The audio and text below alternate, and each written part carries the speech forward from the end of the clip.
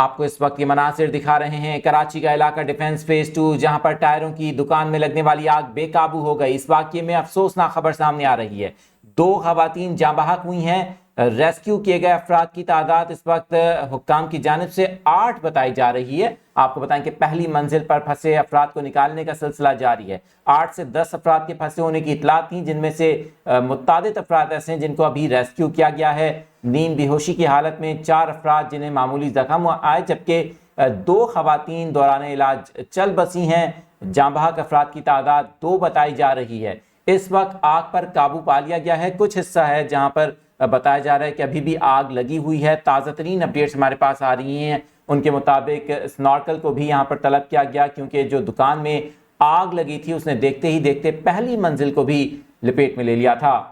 ہمارے جو ناظرین اس وقت کنیکٹڈ ہیں، آپ کو بتائیں کہ اس وقت زخمیوں کو قریبی ہسپتال منتقل کیا گیا ہے۔ ڈیفنس فیز 2 میں ٹائروں کی دکان ہے جہاں پر بتایا جاتا ہے کہ اس عمارت کے نیچے یہ دکان تھی۔ آگ تیزی سے پھیلی، دکان کے اندر آئل بھی موجود تھا جس کی وجہ سے آگ کی شدت کافی بڑھ گئی۔